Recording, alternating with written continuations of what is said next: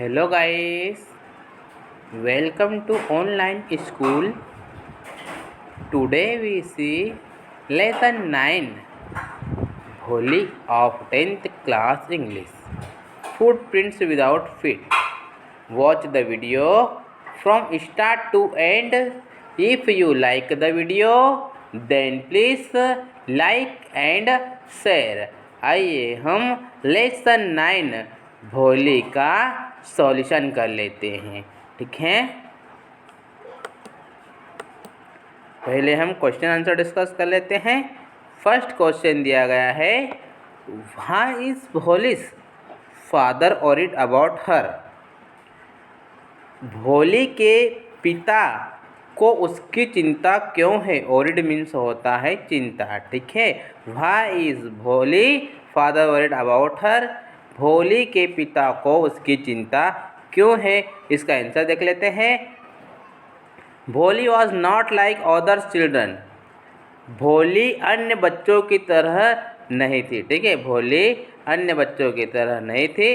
C felt of a cot as a child due to which her brain was slightly damage. वह बचपन में एक खाट से गिर गई थी जिसमें उसका दिमाग थोड़ा क्षतिग्रस्त हो गया था, मीन्स डैमेज हो गया था। ठीक है, she learn to speak very late and use to stammer. Her face and whole body was covered with pock marks. Thus her father was worried about her marriage prospects.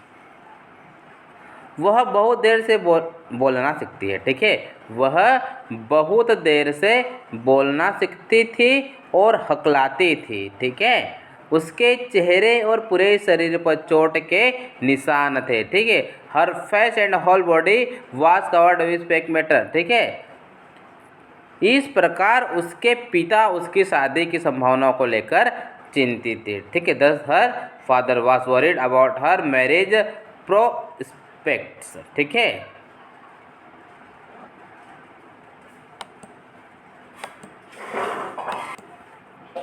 Next question देखते हैं। Does भोली enjoy her first day at school. क्या भोली school में अपने पहले दिन का आनंद लेती है। डज भोली enjoy her first day at school. क्या भोली स्कूल में अपने पहले दिन का आनंद लेती है। इसका आंसर देख लेते हैं। Bholi was afraid at first. She even wept when the teacher asked her name.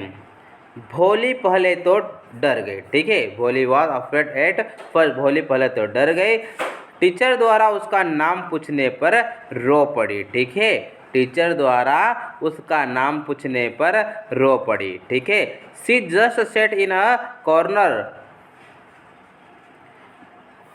वह बस एक कोने में बैठी थी। ठीक है, वह बस एक कोने में बैठी थी। But the beautiful picture on the classroom was attracted her.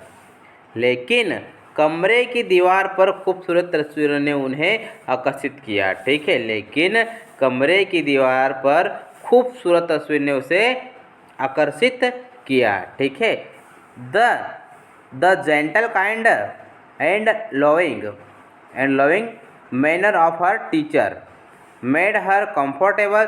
She was looking forward to her new life by the time the first day ended. Thus although initially she did not enjoy it, but by the time she went home she had liked school. उसकी teachers के सौम्य दयालु। ठीक है, उसकी teachers के सौम्य दयालु और प्रेमपूर्ण व्यवहार ने उसे सहज बना दिया। ठीक है, प्रेम व्यवहार ने उसे सहज बना दिया। पहला दिन समाप्त होने तक वह अपने नए जीवन की प्रतीक्षा कर रही थी। ठीक है, इस प्रकार हालांकि शुरू में उसे मज़ा नहीं आया। ठीक है, इस प्रकार हालांकि उसे मज़ा नहीं आया, लेकिन जब तक वह घर गई तब तक उसे पसंद आया। But by the time she went home she had liked school, लेकिन जब तक वह घर गई तब तक उसे स्कूल पसंद आया। ठीक है, नेक्स्ट क्वेश्चन देखते हैं।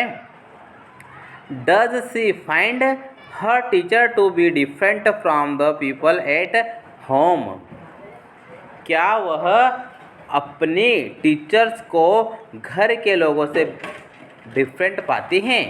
Does she find her teachers to be different from the people at home, क्या वह अपने टीचर्स को घर के लोगों से भिन्न पाती हैं? इसका आंसर देखते हैं। Bholi had been a neglected child at home, Bholi घर में एक उपेक्षित बच्चा था। ठीक है, एक उपेक्षित बच्चा था। She was never bathed nor her cloth washed, वह न कभी नहाई और न ही उसके कपड़े धोए। She was never bathed or nor her cloth washed. ठीक है, वह न कभी नहाई और न ही उसके कपड़े धोए। ठीक है, she was criticised and everyone made fun of her, उनकी आलोचना की गई और सभी ने उनका मजाक उड़ाया। ठीक है, उनकी आलोचना की गई और सभी ने उनका मजाक उड़ाया। She was criticised and everyone made fun of her. ठीक है, but she found her teacher to be entirely different. Her teachers did not make fun of her ugliness of her stemming. She encouraged her tender, her affection deeply touched. लेकिन उसने पाया कि उसकी teacher पूरी तरह से अलग है। उसने ऐसा पाया कि उसकी टीचर पूरी तरह से अलग है। उसके टीचर ने उसकी क्रूरता या उसके हकलाने का मजाक नहीं उड़ाया। ठीक है, he teacher did not make fun of her ugliness of her stammering, उसकी टीचर ने उसकी क्रूरता या उसके हकलाने का मजाक नहीं उड़ाया। सी इनकरेज्ड हर टेंडरली। ठीक है, उसने उसे कोमलता से प्रोत्साहित किया। उसका स्नेह भोली के दिल को गहराई से छू गया। ठीक है, ही अफेक्शन डीपली टच्ड। ठीक है, उसका स्नेह भोली के दिल को गहराई से छू। नेक्स्ट क्वेश्चन देखते हैं। Why do Bholi's parents accept Bishamber's marriage proposal, Bholi के पेरेंट्स बिशंबर के विवाह प्रस्ताव को क्यों स्वीकार करते हैं? क्वेश्चन को ठीक से समझेगा। Why do Bholi's parents accept Bishamber's marriage proposal, Bholi के पेरेंट्स बिशंबर के विवाह प्रस्ताव को क्यों स्वीकार करते हैं? इसका आंसर देख लेते हैं। Bholi's parents accepted Bishamber's marriage proposal as he was a well-to-do grocer and had not asked for any dowry.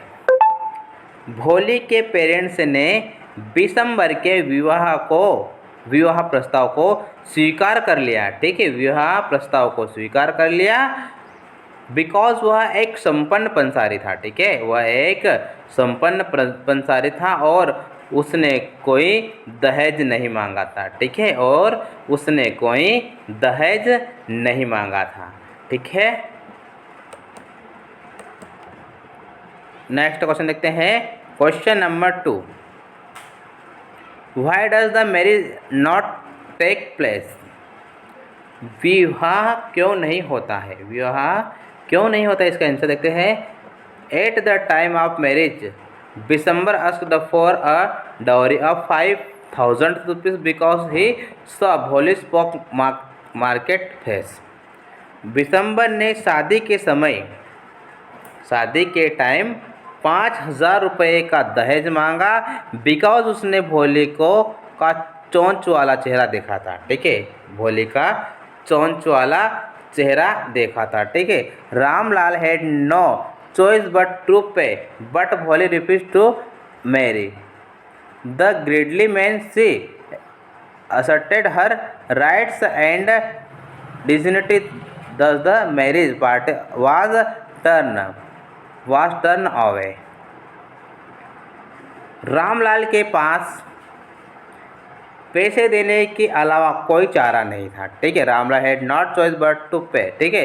Ramlal के पास पैसे देने के अलावा कोई चारा नहीं था, लेकिन भोली ने लालची आदमी से शादी करने से इनकार कर दिया, ठीक है। But Bholi refuse to marry the greedy man, ठीक है। लेकिन भोली ने लालची आदमी से शादी करने से इनकार कर दिया। उसने अपने अधिकार और गरिमा पर जोर दिया, ठीक है। She asserted her rights and dignity, ठीक है। उसने अपने अधिकार और गरिमा पर जोर दिया।